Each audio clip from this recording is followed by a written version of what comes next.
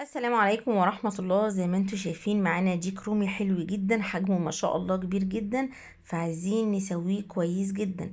اول حاجة بغسله غسلة كويسة قوي قوي من بره ومن جوه بالملح والدقيق، وانشفه بعد ما انقعه في شوية مية كده بخل. هنشفه كويس جدا من بره ومن جوه. وبعدين معايا نص كوباية مية بصل وكوباية عصير برتقال. تمام. معايا معلقة كبيرة بابريكا ومعلقة كبيرة كاري، ونص معلقة كبيرة فلفل ومعلقة كبيرة ملح بس. ملح وفلفل وكاري وبابريكا وعصير البرتقال وعصير مية البصل. هجيب بصلة متوسطة او كبيرة، هعصرها وهحط وانا بضربها في الكبة معلقة مية كبيرة، هتكتر لي كمية مية البصل اللي انا محتاجاها.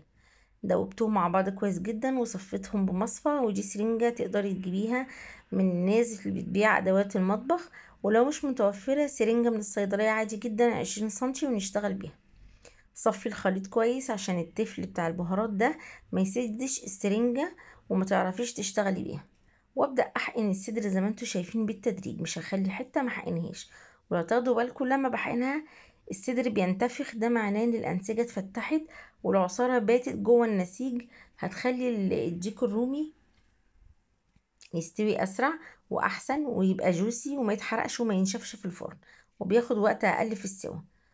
برضو هعمل كمان الورك زي ما عملت في الصدر بالظبط، افضل احقن بكل الكمية بتاعة العصير اللي موجودة معايا.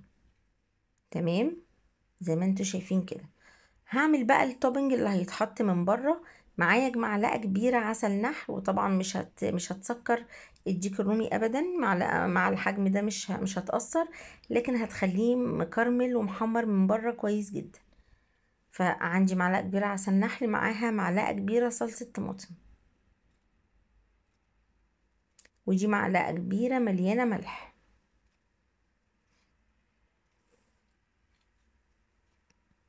ومعلقه مش مليانه فلفل اسود، معلقه كبيره من الكاري والكمون والكزبره. تمام. دي البهارات اللي احنا استعملناها، وهنحط معاها معلقة، يعني اللي بنغرف بيها دي، او معلقتين من الاكل سمنة. وطبعا يا سلام لو سمنة بلدي. السمنة دي هتساعد ان الخليط يمسك على الوش، على الديك الرومي وما ينزلش. وهحط كمان جزء من الخلطة دي جوه الديك الرومي. تمام. دوبت كل المكونات دي مع بعض كويس جدا، وهبدأ بقى ايه ادلك الديك الرومي. هنا الاول معايا جزرة وبصلة حاطة فيها عيدين قرنفل، ودول ورقتين لورا او غار. هحط البصلة بالقرنفل جوه، ومعاهم الجزر، ومعاهم ورق اللورا. تمام. وهحط جزء من الخليط هدعك بيه الديك الرومي من جوه كويس جدا عشان يتبل من بره زي من جوه.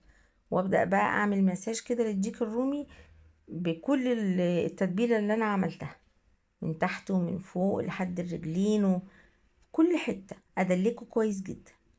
خلاص خلصت الخطوة دي، اجيب بقى كيس حراري يكون مقاسه كبير.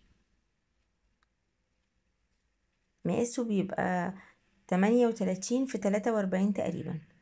الكيس بيبقى الباكت بيبقى فيه 2 كيس. بصوا ما شاء الله ما شاء الله، مش عارفة اشيله عشان ادخله، بس على مين دخلته اهو. طبعا لما نيجي ندخل بندخل من عند الصدر لتحت عشان الرجلين ما تعكسناش واحنا بندخل، فهدخل من فوق لتحت واقفل عليه كويس جدا. هو بيبقى معاه قفل بيتباع معاه، ولو حسيتي انه مش مناسب لفي عليه دوبار كمان. انا كده خلصت الديك الرومي، ولازم يبات في التلاجة. اخد 3 ساعات في الفرن على درجة حرارة 200، وطلع مستوي زي الزبدة زي ما انتوا شايفين. مستوي جدا متحمر كويس جدا. انا شقيت الوركين اهم فصلتهم، وبعدين بطلع من الصدر شرايح زي ما انتوا شايفين.